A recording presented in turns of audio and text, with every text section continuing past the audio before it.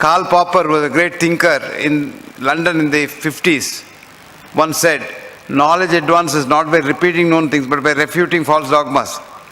One of the dogmas in medicine is, for every ill there is a pill, which is not true. So I always demolished this myth about 40 years ago and wrote a book, What Doctors Don't Get to Study in Medical School. After I wrote that book, they wanted to defranchise me, remove my degrees and all. So people wrote to the MCI, remove his degrees, remove his professorship, because he has written something very much against the medicine. No. I wrote, there is no pill for every ill, but there is an ill following every pill. Like for example, you take anything to bring down your blood sugar artificially with chemicals. That has lot of side effects. And most of the actually diabetic problems, many of them are due to the drug side effects rather than the diabetes itself. And diabetes should be controlled naturally. Let me tell you something. It was, I think, Shoemaker who said, if you take a problem to a specialist, he'll complicate it further. It takes a genius with lot of courage to reverse it and simplify it. And courage is very important because, when I first said that heart disease is not to be treated by bypass surgery and angioplasty, people wanted to kill me. Recently I had a small stroke and a lot of my friends thought I shouldn't recover because they said he's a nuisance, he doesn't allow us to do our business. Actually, medicine is not a business, medicine is a passion. Medicine is a passion, so you have to do it because you are committed to doing it. Actually, that is how it should be. When I first started the treatment for heart disease without any treatment, drugs, people laughed at me. But now they come to me, especially doctors come to me, because when they get ill, when they get a heart attack, they don't want the usual treatment that they give to others. And some of them don't want me to let the world know that they have come to me. They come quietly, secretly, and then take the treatment and go away. This is nature.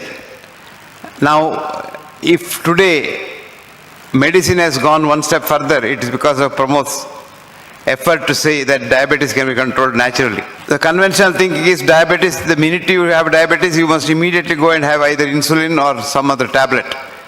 And that's why the West always hypes that. I think it was Sindeji who was talking about Nobel Prize and all. Nobel Prize is given only if there is business in whatever you find out. Like for example, Banting and Best found out insulin. Immediately they get the Nobel Prize and everything happens. But insulin is the one which has probably done more damage than diabetes itself. It is hyperinsulinemia that does all the damage because insulin is a growth hormone. So whether you produce endogenous or exogenous hyperinsulinemia, you get all the vascular complications, eyes, kidneys, heart, lung, everything is damaged. Your legs, everything is damaged. But before the insulin level goes up too much, you are okay. And that is where medicine has gone astray. Medicine has gone after the wrong science of reductionism. That is, supposing somebody was talking about cancer, you would be surprised. We know what cancer is, but we don't know how to cure cancer. But we still give treatment which we know doesn't work. Chemotherapy and lot of things. And we know it doesn't work. But we still give it because it's a big business. You will be surprised to know that cancer business in America is $2.5 trillion business. So we want it to be perpetuated. Now we know 75% of the cancers are due either due to tobacco or due to alcohol. But no government in the world, nowhere, has come forward to ban tobacco and alcohol because they are the ones that get them the lot of tax. And the governments run on tax, and the tax money comes from tobacco and alcohol to a great extent. So we want cancer, but we don't want cancer to go, because cancer is a business. Supposing cancer business goes away, cancer disappears, you will be surprised. Industries will close. Quite a lot of industries will close. Similarly, if diabetes goes away, thanks to the efforts of Pramod, a lot of industry suffers. You imagine the industry, insulin industry is a big industry. Now insulin pen, insulin this, insulin that, continuous insulin, what have you. It's a multi-million-dollar industry. All this will have to close because diabetes is a simple disease. It's not a disease, it's a metabolic change. Diabetes is not a disease of sugar. Sugar is only an indicator. Diabetes is a disease of liver where metabolism is completely upset. And so you have got to look after the whole human being. And the whole human being includes the most important part of the human being is human mind. Where is the mind? Never mind. Even your doctor thinks your mind is in the brain. And that's why mental diseases are treated with chemical drugs, which only affect the brain.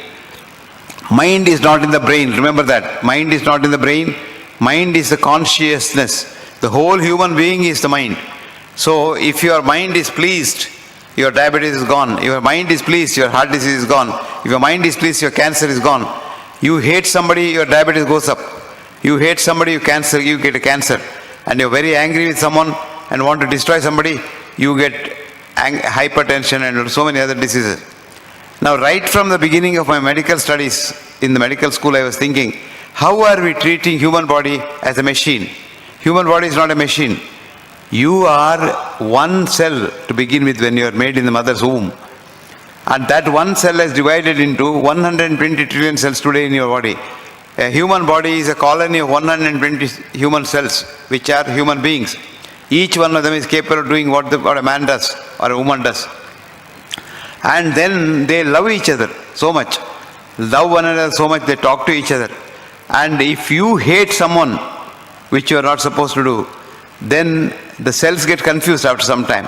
And then if you go on hating somebody, the cells get so confused that they say, why is this man doing that? Because I love everyone. Why is this man doing that? So the cells start hating each other, which is called autoimmune disease. You hear of some horrible diseases.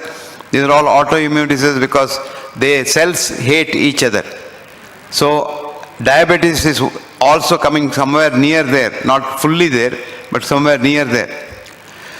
So the most important part is keep your mind tranquil, love the whole world, and have a healthy mind. You know what a healthy mind is? A mind with enthusiasm to work.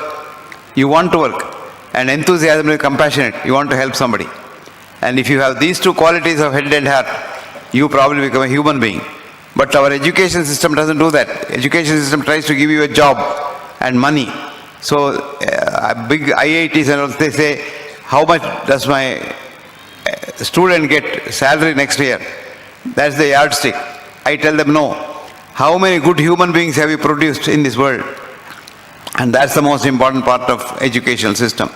The education must aim at making healthy minds and not just wealthy careers. If we did that, lot of more promotes will come out. Today you make a doctor, he wants to be a specialist. And the next day he wants to drive a Audi car or a Mercedes-Benz car. And he just wants to get a gadget and put angiogram for everybody. Whoever comes to the hospital is an angiogram. And the atrocities that happen in corporate hospitals are only to be seen to be believed.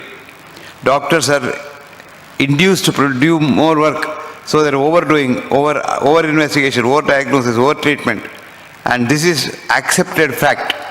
A recent study which is published last week showed that 2,500 American doctors were interviewed, and they said 50% of what they do is not for the patient's benefit, but for their benefit. 50% of angioplasties and bypass surgeries are done for the doctor's benefit, the hospital benefit, not for the patient.